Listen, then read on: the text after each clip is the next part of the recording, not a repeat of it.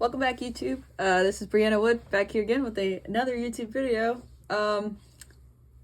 It's been quite a few years since I made a YouTube video, so we're just gonna recap on what the heck is going on with me, why I stopped making videos, why I'm back to making videos, and let's talk about the rest of the pipeline.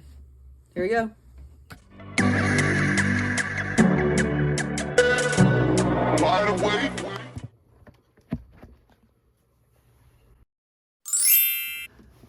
As you guys may or may not remember, my last YouTube video was maybe, I don't know, 2 years ago now, maybe a year ago. Basically, I got caught up with life. Now I am currently in the fleet, so got a couple little backtracks to make. So it'll be probably a 3-part series of all the things that I missed. Sorry for you guys that were watching me in the pipeline and we're also going through the pipeline at the same time, because this is probably the recap that everybody's been waiting for. I made a couple videos, but I just never got them edited and I never posted them. The last video I remember making is about A school, power school kind of thing. I think I was about halfway through power school in the last video that I made. Going into prototype, there's not any barracks. If you're not married, right, in A school and power school, you're spending your time in the barracks there on base. Classing up for prototype, which I also found was a good thing for me, just personally, because I mean I'm 21, for just to throw you guys out a number, so I'm relatively young when it comes to adult life.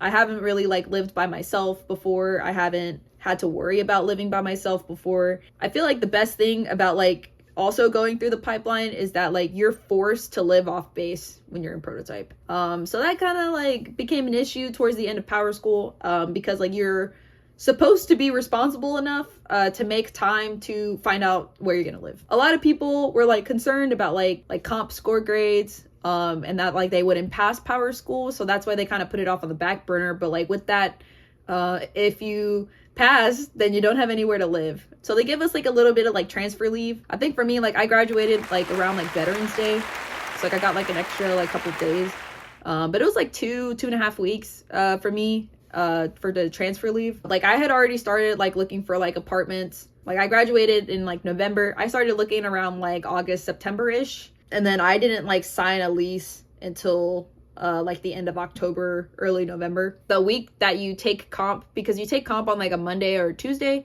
and then you graduate that Friday. So that last week, they definitely give you time to move all of your stuff off base and stuff like that, because by the day of graduation, you're supposed to be moved out of your barracks. Prototype is again another 6 months, but it's the last phase of the pipeline. I got to prototype at the end of November, early December, and I graduated in May. It was a long 6 months. It felt really long. Half of it feels like a fever dream to me. I felt once I got the hang of it, by the hang of it, I mean actually how it worked, what I needed to do to succeed and stuff like that. Because prototype is very much kind of them throwing you to the wolves, which was a little intimidating at first. I had a really hard time picking it up in the beginning. For the actual layout of prototype, you have about 10 or 11 weeks. What they call it is off crew, and then the rest of your time is on crew. So in off crew, which is the first part of prototype, is you're basically in a classroom setting, as you have been for the past year or the past 8 months or so. Well, nowadays it's a little bit more computerized than it had been in the past. So depending on your platform, I was on the platform 711, Crew Charlie. Off crew for me was a lot of computers. So you had where you can access tech manuals and all the manuals we use. You basically had these little cube type things, these little cubicles where instructors would sit in, and they had whiteboards and stuff, and you get a qual card. So your qual card is for you to qualify all these different watch stations and your basic knowledge on how to be a nuclear whatever. Each individual rate had a different qual card. and also based on your submarine, right? Because each platform is different, so you have to learn different things. The first like 2 weeks were definitely pretty hard because as soon as you get there, you get put on what's called like a qual curve, right? So for my platform, you can see it on the computer, and basically you had to make a certain amount of progress each week, which meant you had to make a certain amount of progress each day. So you would get like a certain amount of points each day. It was your responsibility to get enough checkouts to equal those amount of points to keep on your curve or be ahead. What you didn't want to be is DINQ, i.e. DINQ, delinquent in qualifications, and is a generalized term to describe that you are behind in qualifying. In off crew and on crew meant that you had longer hours at work.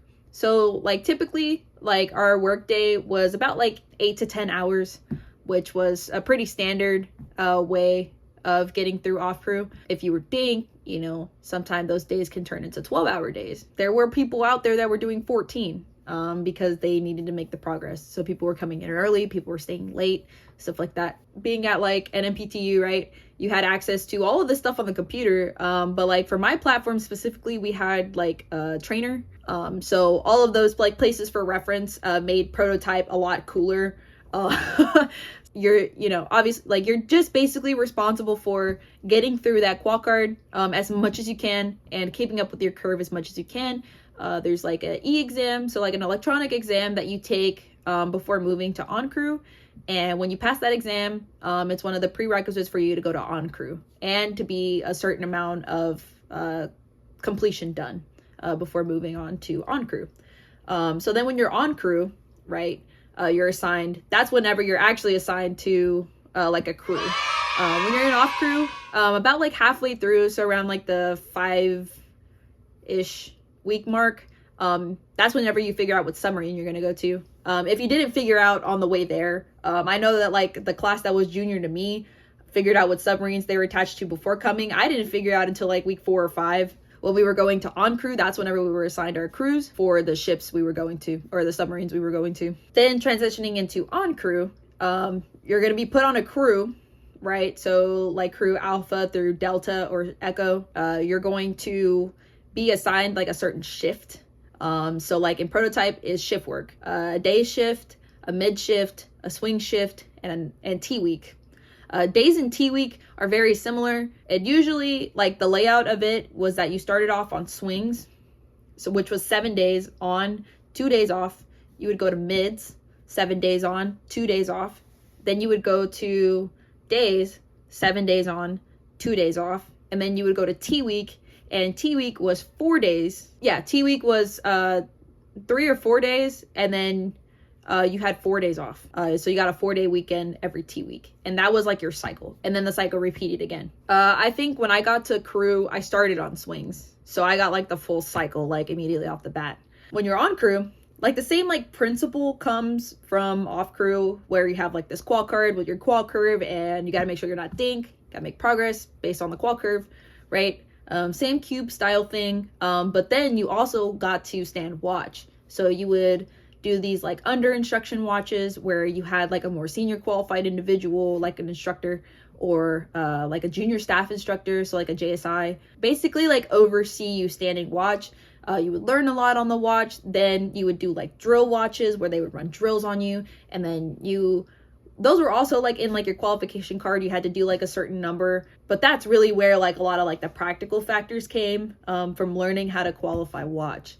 So you were doing like both at the same time. You were doing like these knowledge checkouts, and then you were doing like these qualification watches where you were actually having to perform things on watch. So on crew was especially like good as far as like making progress, because you're always seeing the same people every day. Your crew never changes really. Once you got to like know the people on your crew, it was a lot easier, in my opinion, to get checkouts once you already knew who you were dealing with. You know, it wasn't a new interaction every time you were going into a cube. I felt like the thing that I took away the most from prototype was definitely like confidence. Like you can be confidently wrong, but like you being confident about it definitely makes people like you a lot more and want to teach you a lot more. And being able to say that like you don't know when somebody asks you a question, vice like running around the question and like trying to like guess and make things up. I felt like it was just like way easier to just like say I don't know. I felt like that got me like a lot of the way through prototype. And I feel like those are kind of the lessons I picked up, which I now bring to the fleet with me literally every day. I had a pretty good group. I was a front runner in prototype. I qualified second on my crew. Shout out to Nunnery if he ever sees this video.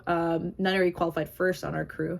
But I was the first electrician qualified on my crew. And I qualified about like a month and a half before we graduated. So I had a lot of off time because there's really nothing else for you to do. So when I say qualify for prototype, there is not only a comprehensive exam, but there's also an oral board. The oral board was a lot scarier than I thought it was gonna be.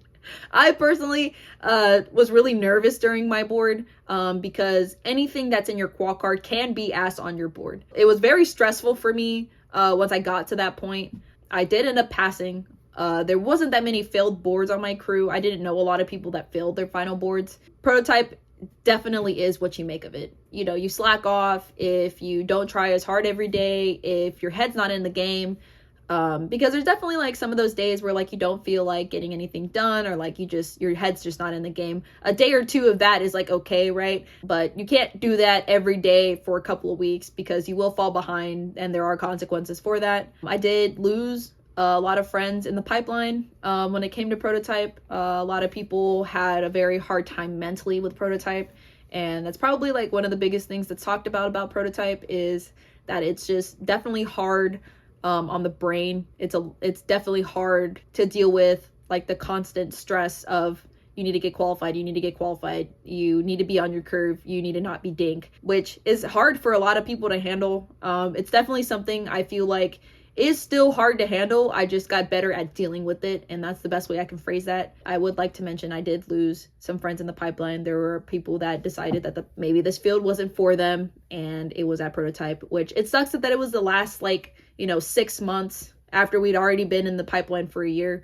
But I did want to be transparent about that because that is always a possibility when, your recruiters are telling you that, the nuclear pipeline is, one of the hardest pipelines out there, if not the hardest. That's just me giving transparency. There were definitely way more people that made it than people that didn't. And that was kind of like the end of prototype. I graduated in May, I think like May 19th-ish or so, 2205. Once again, I was prototype class of 2205. So I was 2205 Mike, I was 2205-5, and then I was 2205 711 Crew Charlie. With that comes the end of my journey in the pipeline. Definitely enjoyed my time more than I felt like I regretted it. Nowadays in the fleet, it definitely comes and goes where I'm like, why did I pick this job? But there's definitely more often than not where, I'm grateful that like I did, choose this path. Feels more like a fever dream now than it did 6 months ago. I mean, that's kind of it. A lot of the skills, I guess, if you want to call it that, that I learned in prototype, I now use in the fleet. I passed my board with flying colors. I passed my test with flying colors, and I'm here now in the fleet. So that's the end of this video. Next, I'm gonna be talking about my life in the fleet because I've been in the fleet for almost a year. Crazy, I know. Thank you guys for watching. Please subscribe. Comment all your weird questions that you want to know about Power School or Prototype. Comment when you're graduating if you're there. Yeah, thanks for watching. See you guys on the next video.